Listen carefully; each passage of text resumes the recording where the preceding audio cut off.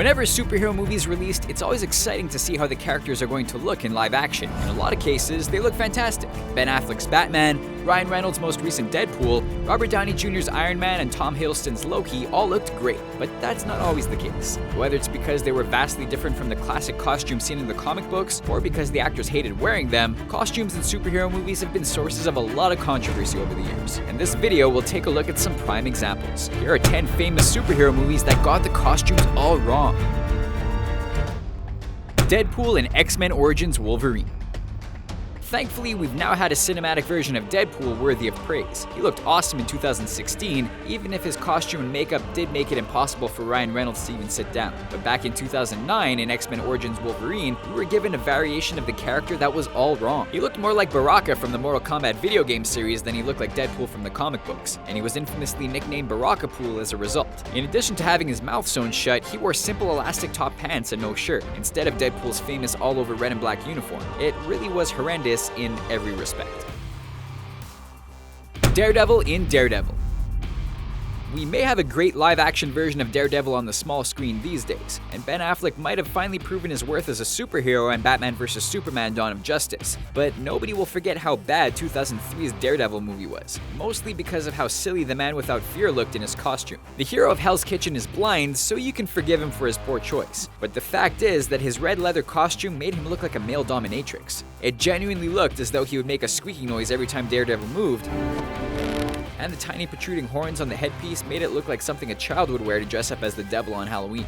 It also had a visible zipper. No superhero costume should ever have a visible zipper. I know, right? Hal Jordan in Green Lantern. CGI is a big part of Hollywood these days, and even costumes that are mostly practical can be augmented with some computer-generated imagery. But 2011's Green Lantern movie went a step further than any superhero movie before it, by making the lead character's costume entirely CGI. The idea was that the suit was created by Hal Jordan's Green Lantern ring and was made of pure energy, but the end result wasn't great. It just didn't look natural and didn't seem to combine well with the live-action actor wearing it. Reynolds himself also stressed that the bodysuit he had to wear in order for the costume to be generated over it must have been made of actual woven misery, given how uncomfortable it made him feel. And he even made reference to how bad the costume itself was in his latest superhero outing as Deadpool. And please don't make the super suit green or animated. Some people like it, some people don't. John Constantine in Constantine. If there's one thing that DC and Vertigo Comics' John Constantine is known for, it's his iconic beige trench coat. And what one thing did 2005's Constantine movie seemingly forget to give the character? You got it, his iconic beige trench coat. Keanu Reeves starred as the character in the somewhat underrated movie, but the item of clothing he's so notable for wearing in the comic books was conspicuous in its absence. Instead, he wore a long black coat, and while it wasn't terrible and didn't make him look silly or anything, it just wasn't Constantine. Thankfully, we've since had a live-action Constantine television series starring Matt Ryan, in which the character did wear a beige trench coat, but that's now been cancelled. What choice do we have? Scarlet Witch in the Marvel Cinematic Universe. When Elizabeth Olsen first appeared as Scarlet Witch in the mid-credits scene of Captain America: The Winter Soldier in 2014, it was very exciting for fans. Since then, she's appeared in 2015's Avengers: Age of Ultron and 2016's Captain America: Civil War as the character. And to be fair to the actress, she's been great, but her costume is incredibly boring compared to the comic book version of the character. Classically, Scarlet Witch wears a very sexy red outfit that shows a lot of flesh, and it comes complete with a red cape and a headdress, but the MCU version essentially wears everyday clothes. There's some red in the costume, but that's as far as the similarities with the comic version go. It felt like that. Apocalypse in X-Men Apocalypse.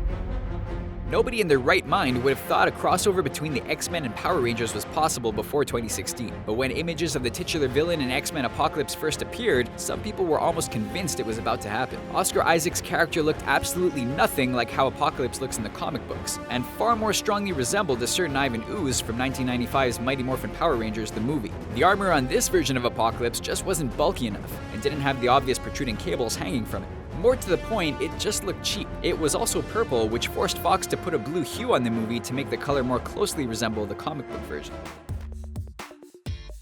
Patience Phillips in Catwoman.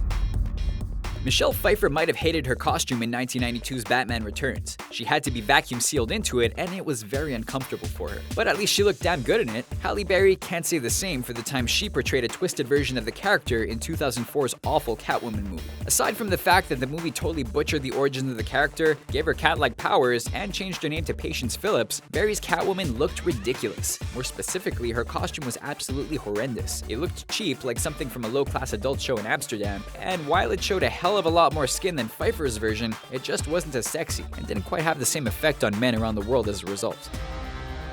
Batman in Batman and Robin.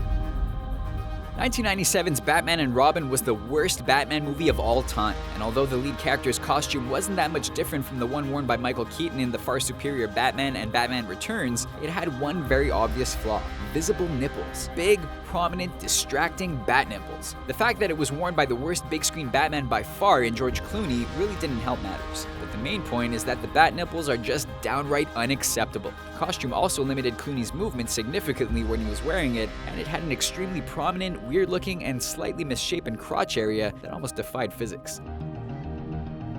General Zod and Company in Superman 2. This might be a controversial entry, given the era of the movie in question and the popularity of the iconic villains who wore the costumes. But the fact is that, retrospectively at least, these guys looked absolutely ridiculous. We are, of course, referring to Kryptonian villains General Zod, Ursa, and Non from 1980's Superman 2. What on earth were they actually wearing? They genuinely looked like a corny Scandinavian pop group in matching all-in-one playsuits. Even in the early 80s, that was hardly a look that should have struck fear into the heart of a superhero. No. Kneel before Zod. Harley Quinn in Suicide Squad.